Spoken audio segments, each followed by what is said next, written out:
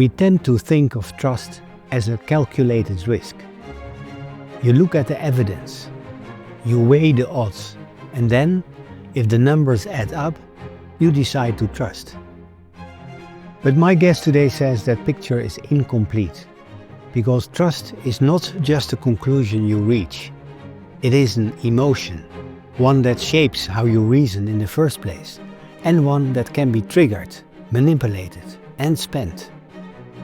He has done experiments that show how a single hormone can make people more trusting than they should be, how mistrust becomes self-fulfilling, because people who don't trust others end up not being trusted themselves, and how a toxic workplace doesn't just harm the people in it, it spreads. Employees who are treated badly take it out on strangers, neighbors, people they have never met. He calls it social pollution. At the bottom of all this is one argument. Emotions are not the enemy of good judgment. They are part of how judgment works. My guest is Eyal Winter, professor of economics at the Hebrew University of Jerusalem and the author of the book Feeling Smart: Why Our Emotions Are More Rational Than We Think.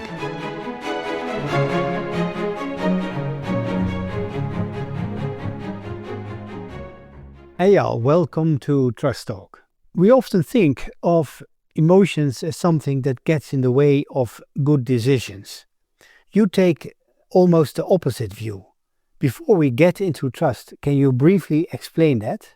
Yes. For many years, we had a different perspective of what emotions are and how they interact with rationality. People tend to think, even today, that what we have in the brain are two units, one representing emotion and one representing cognitive decision-making. And whenever we have to make a decision, these two elements are fighting against each other, and one of them will eventually win, and that's what we take as decision. If the emotional part wins, we make an emotional decision.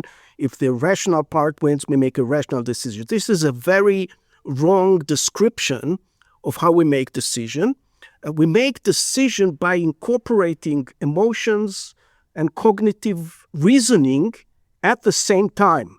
And we do so even in the most rational decision. For instance, I'll give you an example. If you're in a supermarket and you debate with yourself which product to put into your bag, you combine rational reasoning with an emotional reaction. So you look at the product, you look at the price, you sort of reason whether it's a reasonable price, you look at the fat content and sugar and ask yourself whether it's good for you.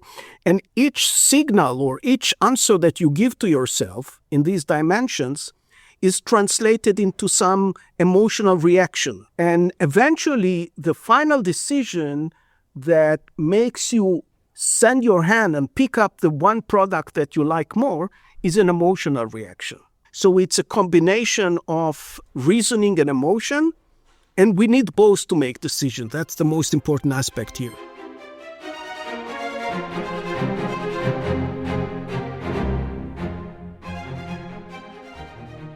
Let's move to trust. Most of us think of trust as something we decide. How much of trust is actually emotional rather than calculated? And if humans were purely rational, no anger, no empathy, would trust even exist? Again, like all the other emotions that we invoke in decision-making, also trust is a combination of reasoning and emotion. Reasoning tells us the basically objective information based on which we have to make a decision whether it's a person that we should trust or not. But then there are all sorts of intuitive signals that do not affect our rationality or our reasoning, but they affect our emotional being. I can give you an example of an experiment that we did that showed it, that was published by Psychological Science several years ago, that studies a very important hormone called oxytocin. But on the psychological level, it initiates trust. And then we ask them to perform all sorts of tasks. One of the tasks that we ask them to do is to make prediction concerning quite a well-known reality show called Split or Steal. I'll describe. It's about a situation in which two individuals raise money by solving trivia questions. And then at the end, they divide a very large amount of money that they made together. And the way they divide it is by the means of the following procedure.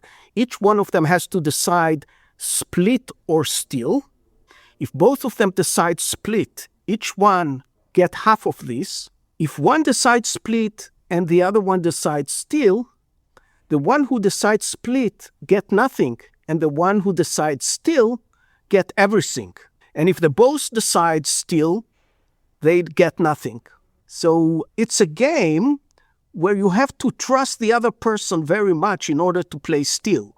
Because to make money, it's always better to do steal. So you have to trust the other person if you expect him to do split. Before they make the decision, they have 30 seconds, the players themselves, to discuss with one another what they are going to do. And of course, in this 30 seconds, people say, believe me, I'll play split.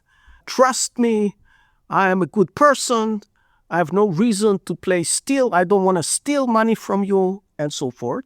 And what we found out is that people who got the oxytocin, remember, the oxytocin generate a tendency to trust other people. There were experiments that showed this effect. And what we found out is that those who got the oxytocin were less capable of predicting what the players in the game will do. And the reason for that is that trusting involves an emotional reaction. If you endowed with trust, you don't want to suspect the other person. Suspecting becomes a burden, something that you don't want to do. And that's why oxytocin actually made people more naive, more accepting, more trustful in cases when they should not really trust other people. So that's exemplified the fact that trust is very much about emotions. And this emotion is even not only it's emotion that can be triggered into specific hormone that run in our brain.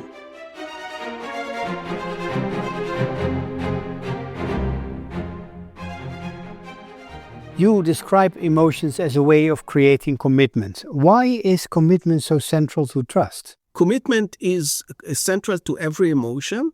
And what commitment means in context of emotion is that we tie our hands behind our back to a certain extent. We put constraint on what we can do. And for instance, if we were not having this commitment, we wouldn't be able to use effectively anger. Anger is a way of saying, I'm very angry about what you did.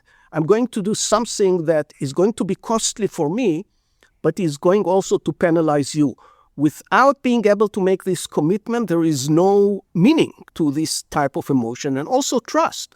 When we trust somebody and we say, listen, I'm trusting you, it's a sort of commitment. One very good example of how trust is being generated in negotiation is drinking. People who negotiate or in a social interaction used to drink. What does drinking do? Drinking actually is a commitment not to use your full cognitive capacity. I'm saying I'm trusting you. I'm going to drink this vodka or beer or 3 beers. And by doing so and showing you that I'm drinking this beer, I'm taking from myself the ability to be very careful about you, to suspect you, to watch every movement of yours, to consider very heavily every offer that you make. I'm going to be lighter. And this is a commitment. Without this commitment, there will be no role for this emotional reaction.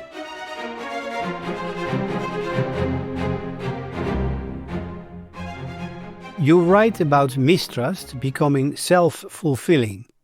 What actually happens when that's where we begin? This is also an experiment that we did where we showed that people who mistrust are not being trusted. To trust somebody, you need this person to trust you, and vice versa. Trust is basically a reciprocal emotion. The reason is that if we don't trust somebody, this person is try to evaluate it by our standard. If the person is not trusting me, that must be that he has some inclination to be untrustworthy, not to be trustworthy. And that raises suspicion in people. So trust and trustworthiness come almost always together. There are two gloves, one left, one right. You make a strong point about authenticity. Emotions only work if they are real. Can people tell when emotions are being faked? Yeah. They are not perfect, but this is also an experiment that we did. We call it cognitive empathy. It's not empathy in the sense of feeling the suffering of other people, but it's empathy in recognizing facial expressions, social cues in a way that give you information about what state of mind other people are into now. And this is a very important skill. Some people are better in it, some people are worse in it, but every one of us has it. And if we didn't have it, there would be no reason for social emotion, because social emotions are some sort of signals that we transmit to the other people with whom we interact. And if we could fake every state of mind, there would be no reason to believe us. The fact that we are at the middle, on one hand, we can identify emotion, we can, to a certain extent, identify fake, but we cannot be perfect in identifying fake. That's facilitate the role of emotion as a method by which we transmit information to one another. And this is information is credible because we cannot fully fake emotion.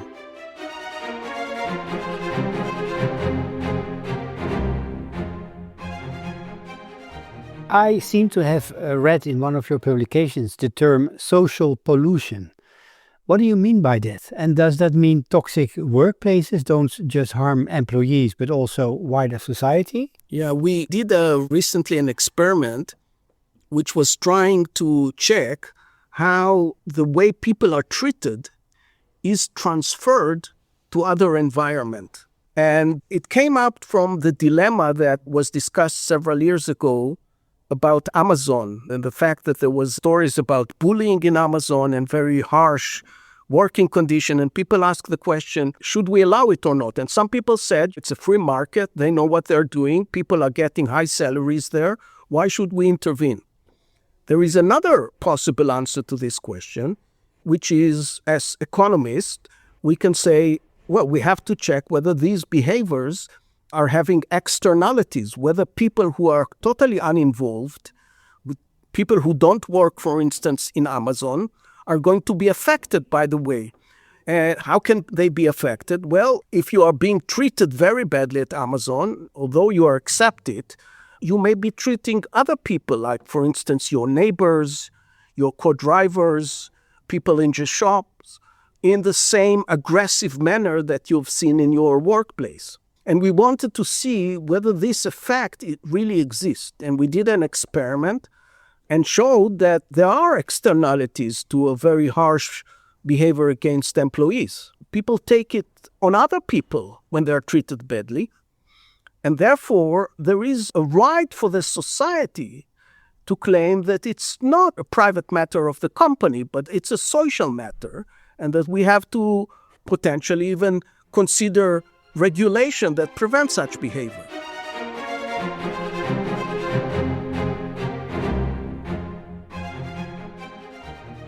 Let's go back to emotions.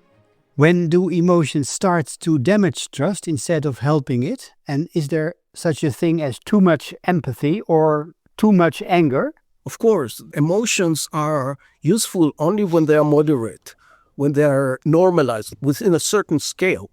And this scale is different across different cultures. What it means to be angry for an Israeli is not necessarily anger for somebody in the Netherlands or Germany or Pakistan. So there is a cultural aspect in it. But overreaction in anger is counterproductive. And that includes negotiation. I think what we have witnessed recently with the negotiation between Trump and the Iranian was exactly that. Trump is a person that is unconstrained in his emotional reactions. He believes that aggression in negotiation only brings benefits. Never showing power or showing anger or showing sometimes even disrespect is beneficial for negotiators. And he's wrong. He's absolutely wrong, because excessive anger can be counterproductive. It can generate the impression that there is nothing to negotiate, that there's no common language between the two negotiators. And that applies also to other emotions. You mentioned empathy. Empathy is socially definitely, but also individually an important emotion. Can it be exaggerated? I think so. If we are too sensitive to what happened to others, and if we are too sensitive to the extent that it affects our mentality, our state of mind severely, it's bad. But also, to some extent, we need to take care of our own interest. And if we generate over-empathy toward others, we may behave in a completely altruistic manner. It's not going to be good for us. Every emotion has to be moderated. Can empathy also be used strategically without becoming manipulative? It is used strategically. I mean, it can be manipulative, but again, human beings have some tools to recognize when empathy is used manipulatively. But if it's used genuinely, it's very useful because it constructs some sort of relationship from the other side that by itself generates trust. If you show empathy to another person, you are basically make a commitment, an implicit commitment, not to take into consideration only your own interest, but also the interest of the other party. And this is enormously useful to get the other party trust, because the most severe reason, or most dominant reason for mistrust is that the other party would think that you don't respect their interests, that you only behave in a manner that concerns your interest without taking any account of the feeling and of the desires of the other party.